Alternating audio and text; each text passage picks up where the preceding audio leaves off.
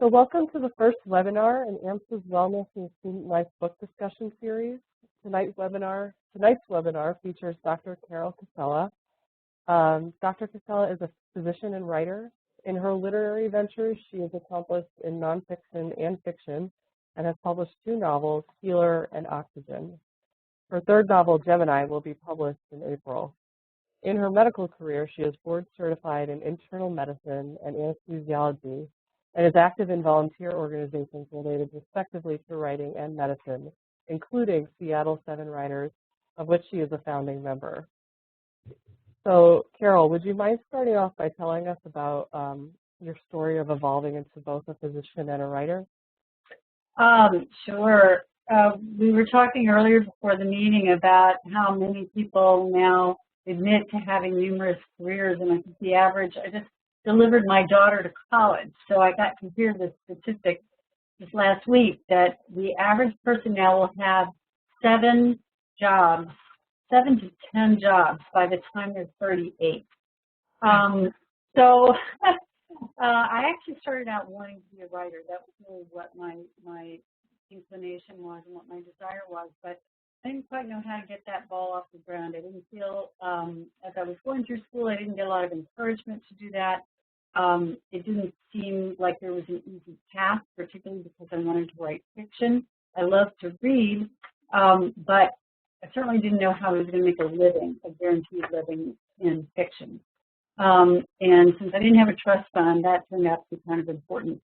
So as I was going through college, I was an English major and I was doing a lot of writing. But I also got very interested in psychiatry and psychology, and I started doing some volunteer crisis counseling when I was first out of college. And I loved it. I just did it because I wanted to get involved in the community, and there was a crisis center near where I was living.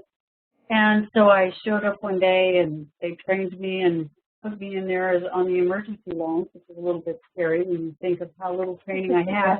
But I loved it. And what I loved about it was the same thing that I love about fiction and about literature, which is trying to see beyond the surface, trying to see what's going on underneath and get to the person inside below the facade that we're showing. And that's exactly really what we do in medicine, too.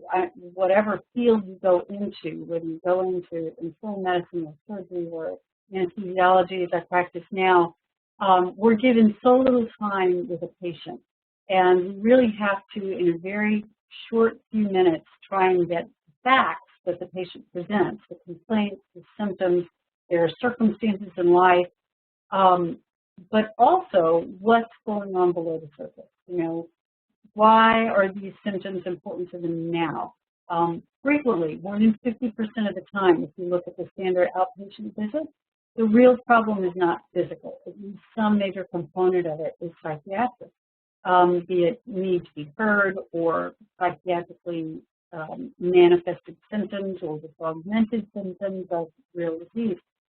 So I started thinking, well, golly, I'll go into some kind of counseling as a profession and then I can write on the side. And I was actually planning to go to social work school, get a master's in social work.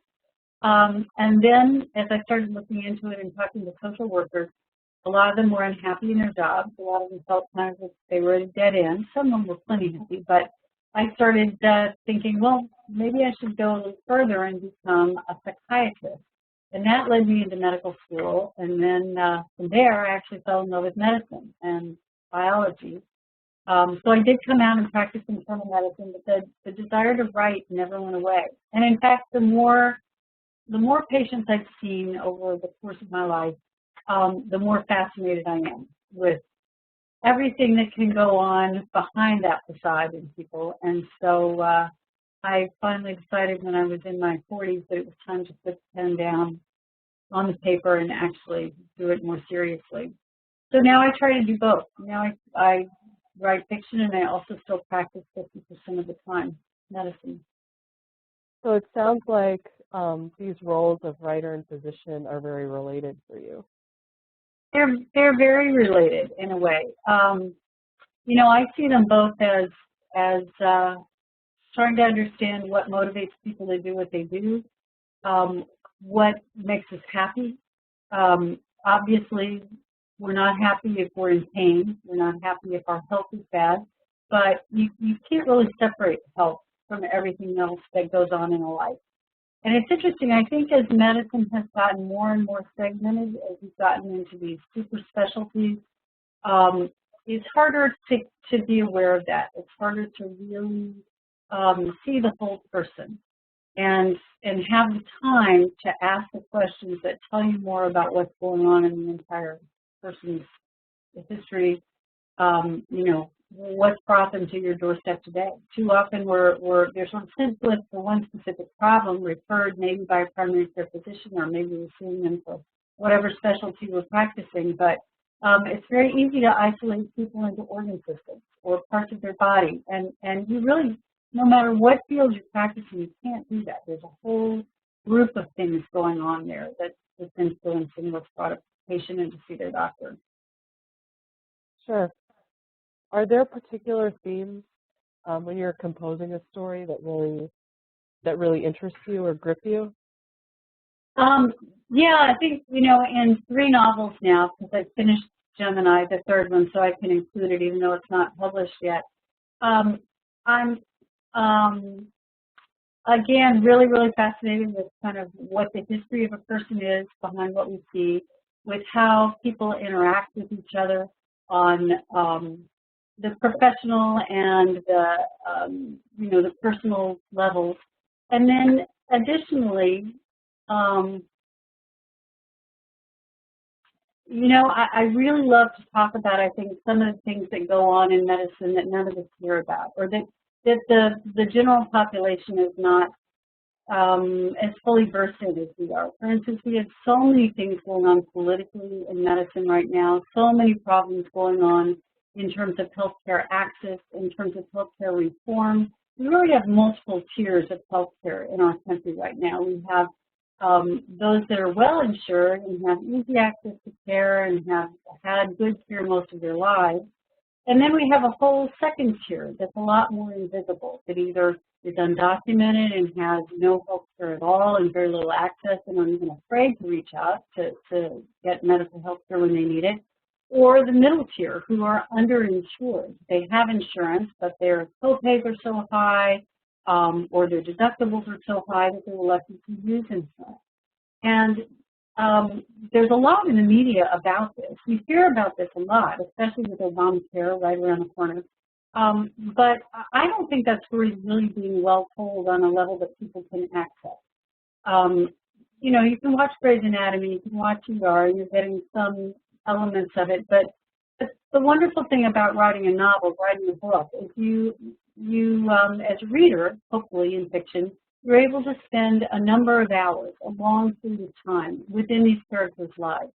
And hopefully the story is engaging and entertaining, and so it's keeping you, you know, moving through as if it were just another form of distraction. But at the same time, it gives me, as a writer, an opportunity to show some of these issues in a way that I hope reaches a broader segment of the population than just those that are really interested in the questions about healthcare facing us right now.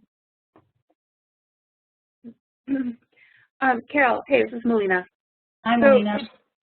So I just wanted to say it's so great to hear you talk about so many different aspects of medicine, and even that last comment, you encompassed so many of the things that, you know, will come up no matter what your level of training in medicine are. And I feel very connected to that because I'm a new 3rd year.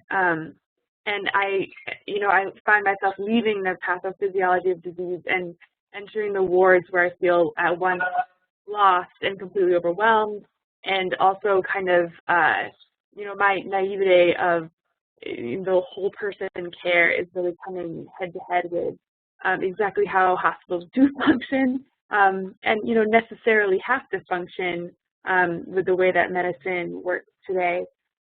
So I'm interested, first of all, in kind of what drives you to write. I know people, especially physicians, write for a number of different reasons. Some people, it's to cope with kind of the realities of humanity that they're, you know, experiencing every day, but not necessarily digesting, or it could be a challenge to try to explain people's circumstances, explain people as the sum total of, what they've lived before they came into the hospital? Or is it more what you just touched on, which is explaining more of the, or being a liaison to the public to explain how the issues with our healthcare system in that way? What do you think is the driver for you?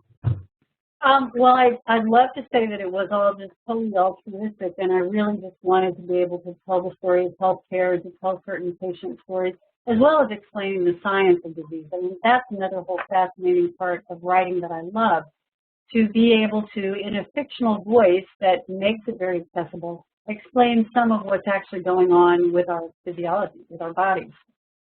However, the truth is the real driver for me is something much more selfish and internal. It's really that I feel like I have this very busy mind. It's always taking things apart. I walk down the street and I hear a bit of a conversation and I begin spinning out a story that's associated with it.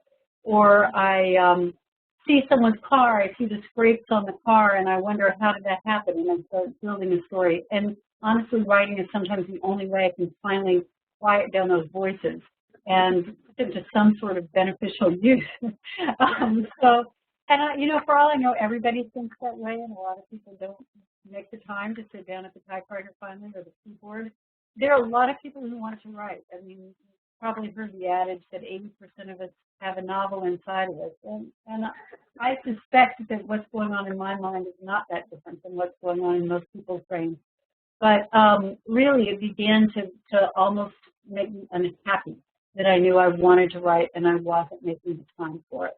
And it's frequently much harder to actually make that translation from this image that you see in your brain, sort of full, succinct picture, dreamlike image that you have that happens almost instantaneously, and then put that down into words.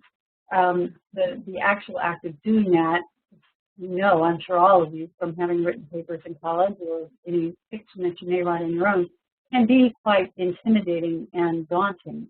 But the more you do it, the better you get at it. And there really is a wonderful feeling of satisfaction that comes when I feel like at least one sentence on a page actually genuinely captured what I was trying to express in some ephemeral way. Okay.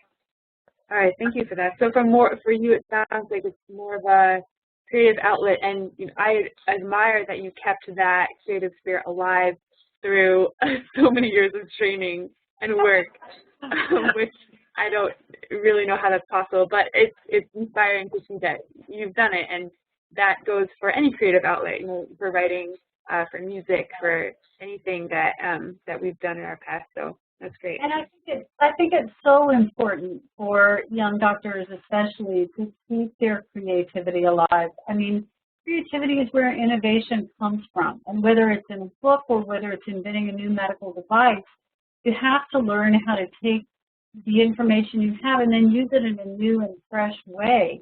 And medicine's going to continue to change at a more and more rapid rate.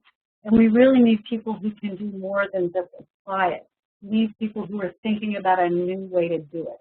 And I think any creative endeavor helps to keep that alive. I also applaud you for going into these early clinical years and being so upfront about how bewildering it is and overwhelming it is, because it's true, it is overwhelming. I mean, what you read in the textbook rarely matches what you see in the patient. You should be doing multiple choice or the AB, that test format that they have with the 1, 2, 3, 4, 1 or 3, 3, 4, A, B, or C, or D.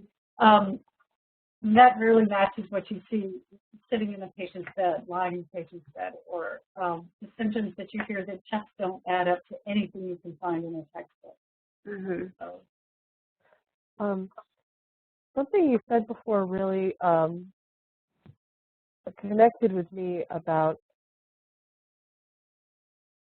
writing sort of to process your experiences. When I was in first year, I got to participate in a writing group of medical students, and most of the writing that was done was nonfiction. It was sort of about our experiences in our first year of medical school, particularly in gross anatomy, and how overwhelming that first experience was.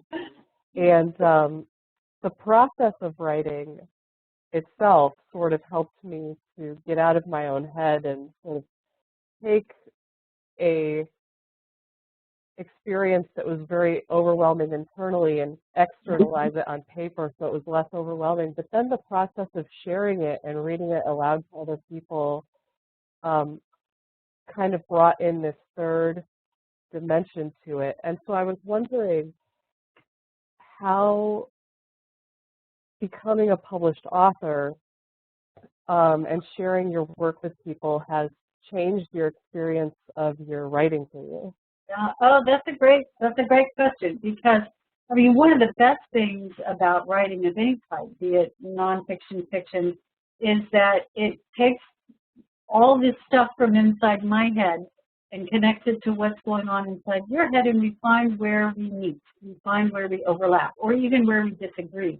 And the beauty, of course, of a book is its capacity to do that across miles of space, miles of time, even across the boundaries of life and death. I mean, you can read a dead author and feel like you can read Shakespeare, obviously, or anything from even prior to that, and feel like you have identified with something human in this person that you've never met who lives in a completely different era. And that is the beauty of writing. So it's terribly scary, though, to take that honest thing that you put on the page, Sure. as authentic as you can be, and then share it and be willing to hear the feedback. Because some people are going to like it and connect with it, and some people are going to disagree. And particularly on a national level. Particularly on a national level, and particularly when, now that we have the anonymous reviews on Goodreads and Amazon and everything else, and your ex-boyfriend from high school can find you and find you say what they really think under the title of Red Sox fan or whatever. But so it is scary, but it sort of also invites a whole other level of humanity, of completely dropping the facade that you think that you're anything brilliant or extraordinarily gifted, that you're just another person walking around there trying your hardest, lost like everybody else is lost.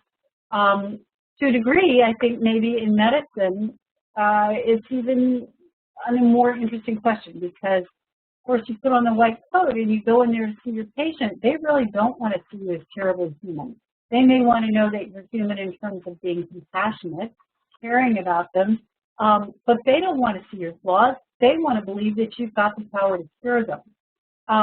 So maybe we fall in a little bit to the trap of thinking that we are somehow better or stronger or more magical than other people, when of course we're not at all.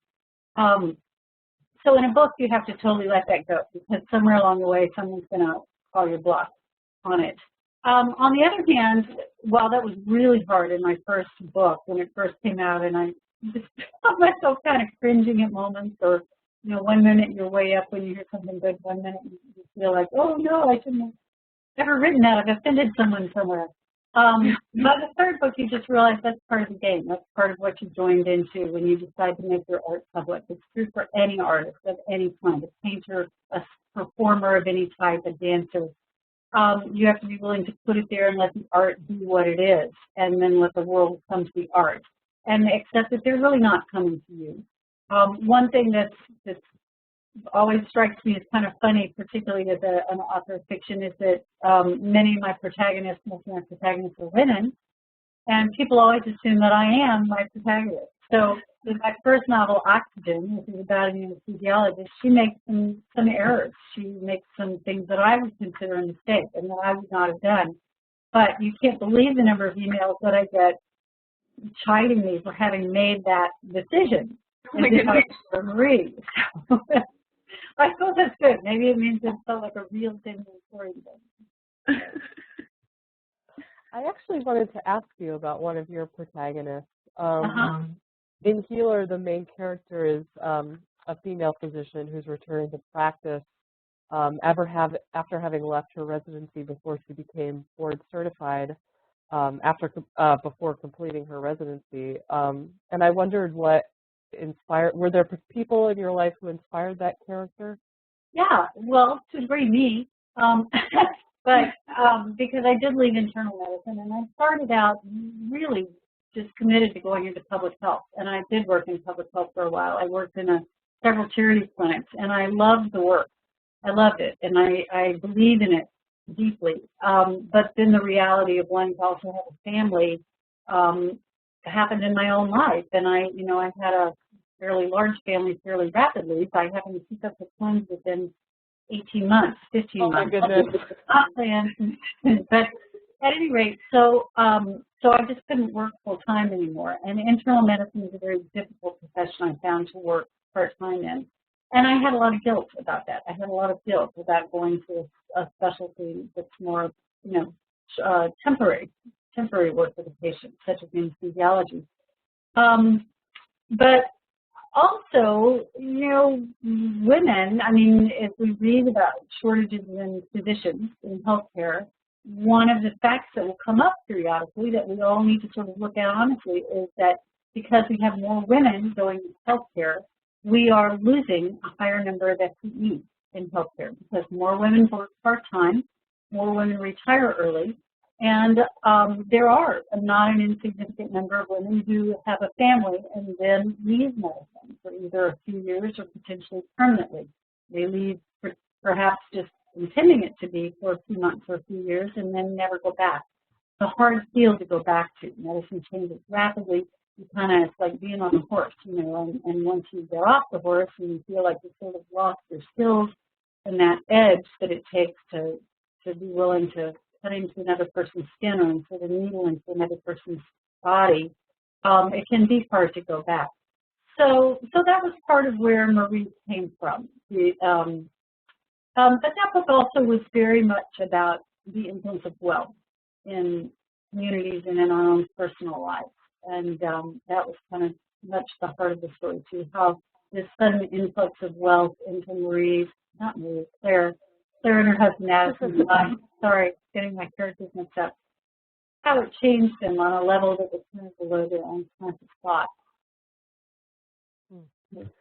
It was really interesting to see her journey of losing all this wealth and then sort of coming into herself in a way where she found strength in this, I guess, this setting of want. That was a really interesting contrast. Setting of what? Like a setting of want in her patient. Oh, yes. Yeah, well, and to me it was a bit of a metaphor for our country, kind of what we had gone through in the late 1990s, early 2000s, when there was such a rapid rate of growth of wealth, disproportionately concentrated perhaps, but there was just this huge rise of wealth. I mean, the average house that we all lived in when we were growing up, not you, but me, or my parents certainly, was the size of the average garage now. And people forget that. You didn't used to have a store like Costco, and I love Costco, I just got back from there, but you didn't used to have those stores where you go and you buy an entire shopping cart worth of things that you can put in your basement. You didn't used to have a basement. You didn't used to have a place to store it. And we got very used to that. And so when it was stripped away in the crash of the recession of 2007, 2008, I think we all just kind of had to take a step back and say, well, wait a minute, what are we? Who are we? Is this how we define ourselves?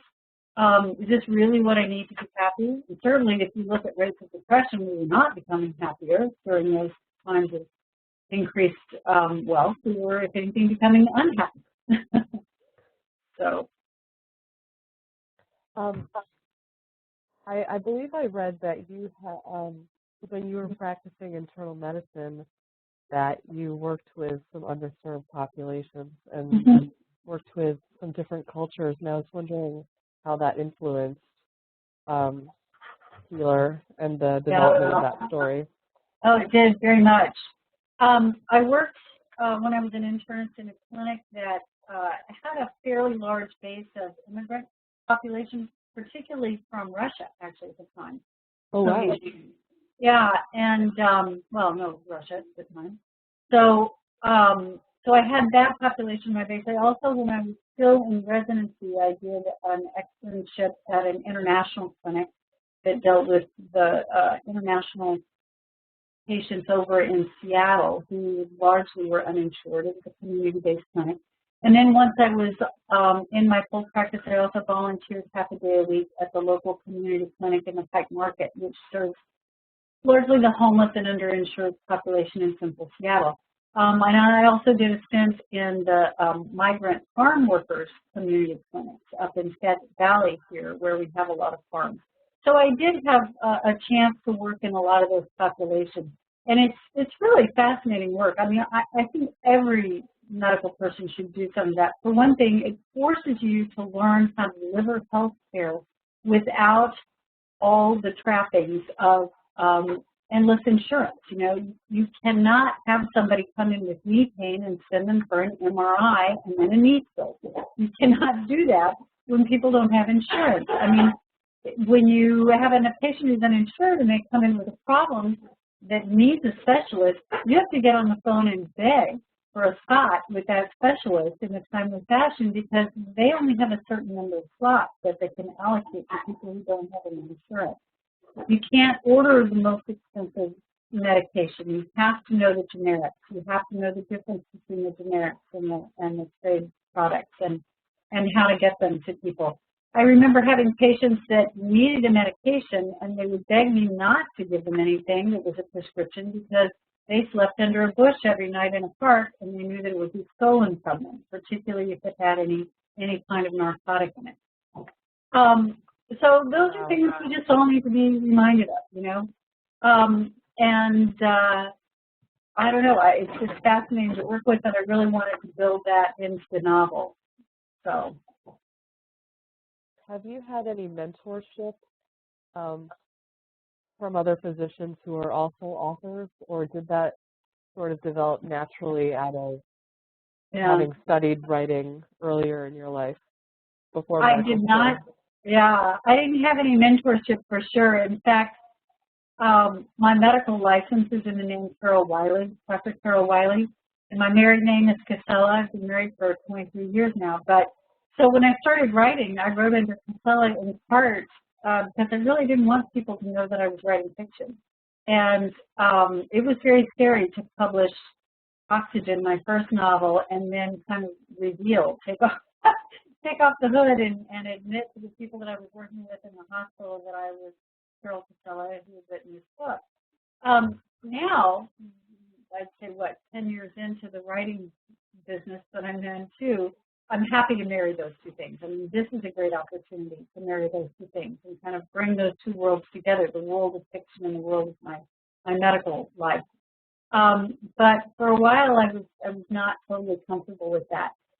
It's interesting, though, how many physicians write, and that's been true for hundreds of years. I mean, go back to Chekhov, go back to Thomas Mann. There are a lot of Somerset Maugham. Yeah. Anyway, there are a lot of physicians who write, and more and more, it seems. And I think it goes back to the reasons I was talking about it first. But I think people who are attracted to the practice of medicine are scientists, but they're also very interested in human nature and the complexity of human nature. We are curious souls. We're people who like to look below the surface of things. And I think that's the same thing that a writer is doing. Sure. And of course, you're also writing about really, in choosing to write about your experiences in medicine or drawing on your experiences in medicine in your writing, you're writing about some pretty complex topics, some pretty challenging topics. And I think what's been really interesting for me as a medical student is to have to learn this new scientific language and all these new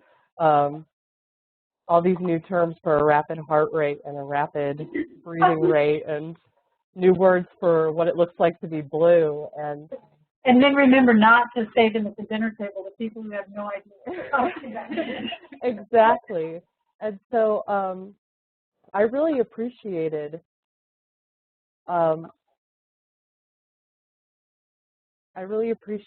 in your writing those complex subjects are you're writing about them as fairly simple, at least in terms of a layperson being able to understand them. And I was wondering, how did you develop that skill? Did that come from interacting with people as a physician? No, it comes from rewriting. It comes from writing a draft that you reread and realize nobody can understand what I'm saying here. So you rewrite it, you rewrite it, and you rewrite it, and rewrite it. And then you send your editor to it, and she says, I don't understand what you're saying. So that really comes with just the work. And hopefully it looks like it came out easily, but trust me, it doesn't come out easily at all. There's many, many drafts in there. So, yeah, but I do love the translation of health. I mean, it's always fascinated me.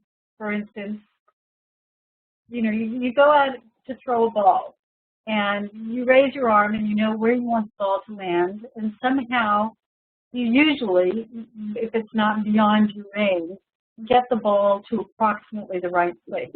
And if you stop and think about all the science that goes into that, the neurology of making all the nerves work correctly, the physics that you have to know and calculate, the arc of the ball and the force with which you put into the ball, And we all do that on this completely biologic level. We're not even aware of doing it. And it's just kind of miraculous to me. I mean, we're all kind of walking around with these fantastic chemical laboratories housing our souls, our spinal cords, And so it's fun to write about it and sort of wake people up to the miracle that is the human body. Melina, I see you have your hand raised. Yeah, I thought that was cute. So my questions are more of a biographical nature because I have your 2 books that I borrowed from the library in front of me, and I have yet to read them because I have a test coming up on Friday, but I'm planning on reading them. Your priorities? What's that? Where are your priorities? I know. So I can't ask you specific questions about the books, but I'd like to. You live a very impressive life that I think a lot of medical students would dream for themselves. Especially those that have several interests. So I'm wondering how you pull that off. In the early years, when did you find time to write, and how did you? What was the timeline? How did you end up keeping this part of yourself alive up until now? Because it's a pretty impressive feat, and I think that our listeners would like to hear that as well.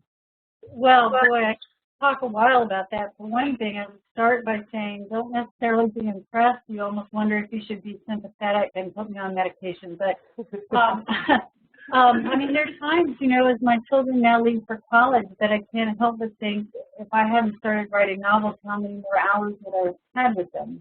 How many more trips might we have taken? And so we all go through hoping we've made the right decisions in the long run. But I really, I don't know that I had a choice. I just seemed to need to write in order to feel sane, to feel stable, and to put this thing at rest inside of me. It's just this sense of restlessness to tell a story, restlessness to get my thoughts down on a page.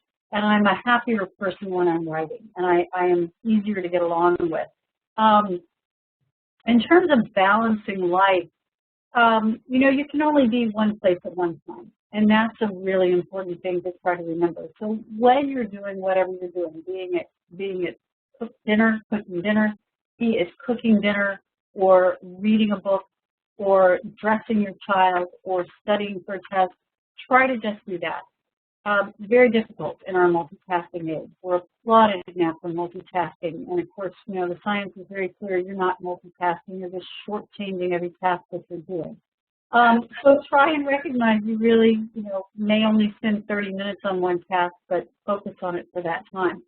I don't do everything simultaneously. I will work part-time and I write part-time. And in many ways, I think medicine is intense enough that if I had tried to work full-time with a family, I would have burned out. I don't know if I would still be practicing medicine. So, you know, maybe I'm taking care of patients that I would have missed had I tried to do it full-time.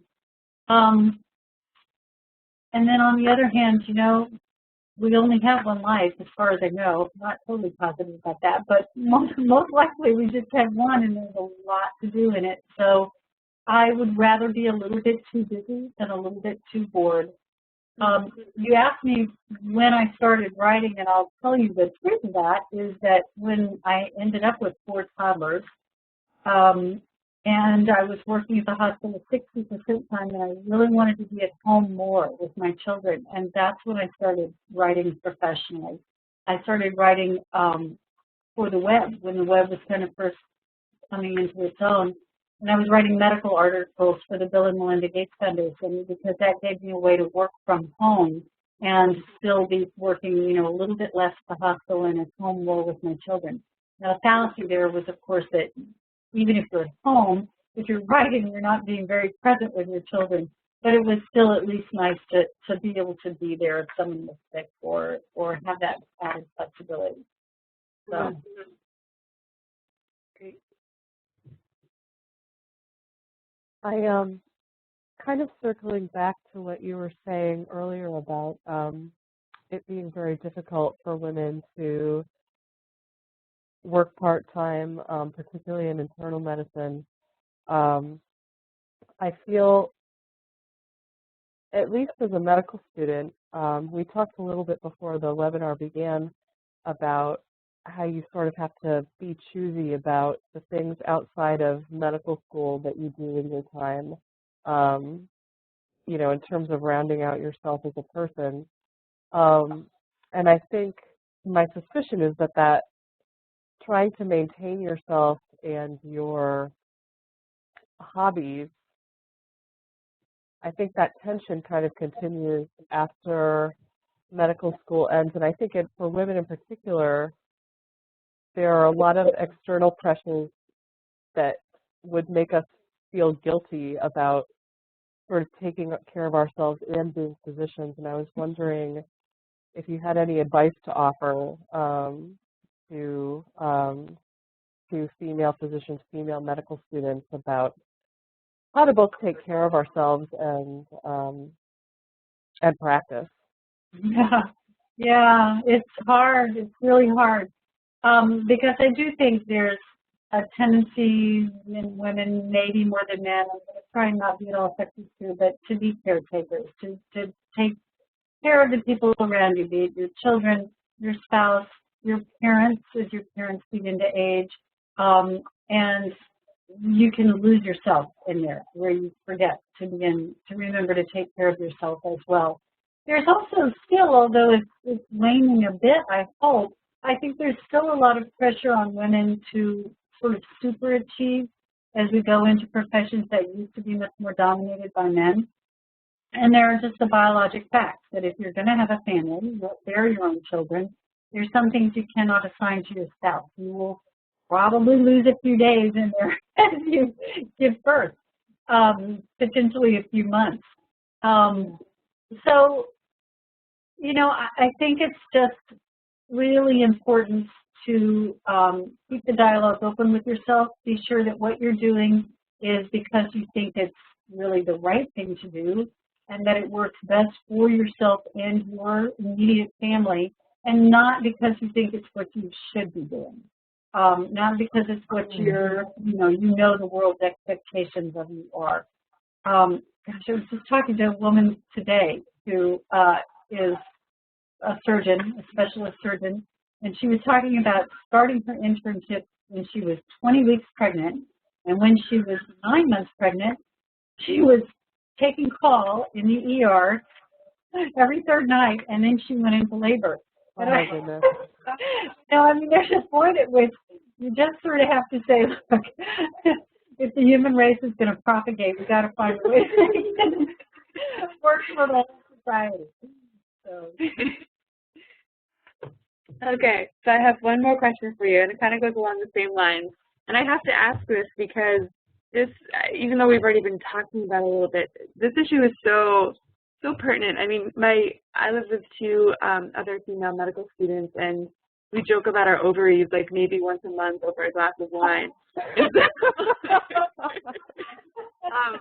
So I just want to ask you, that being one factor, but among many factors, including, and this doesn't have to just be about female medical students, but male as well, if you could speak to yourself, if you are a medical student right now, and you were to consider the scope of practice and the amount of creativity that you have in your job, making diagnoses and things like that, mixed with like work-life balance, what are the top three specialties that you would say? And I ask this question a lot of physicians that I admire, because even though it's not a fair question in a lot of ways, I think that there are things about medicine that makes, and things are changing a lot even right now, that makes some fields have a little bit of an edge in that way over other fields. So I just want to know kind of your gut feeling. What's your opinion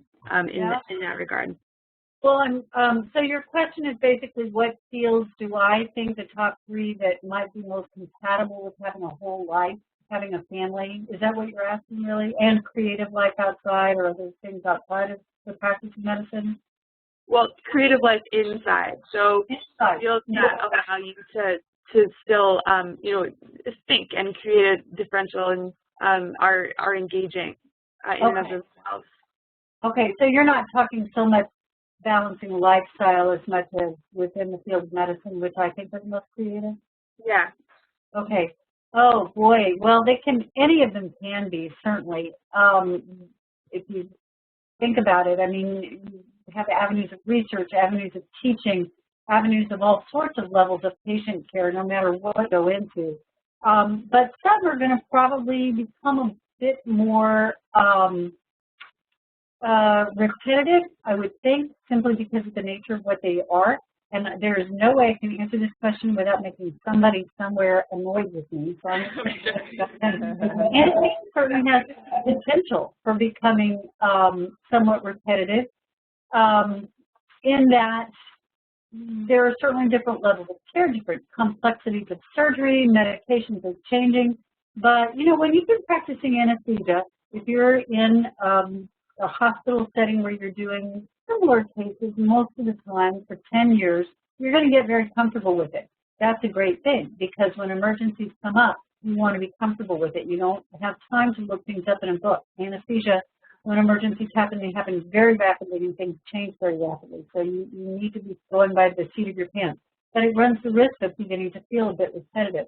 I think that can be true for some of the primary health fields as well. When I was an internist as a young female physician, I attracted a lot of young female patients, many of whom came to me really with depression and emotional issues that ended up feeling a little bit, I felt like I was dealing with the same problem over and over again.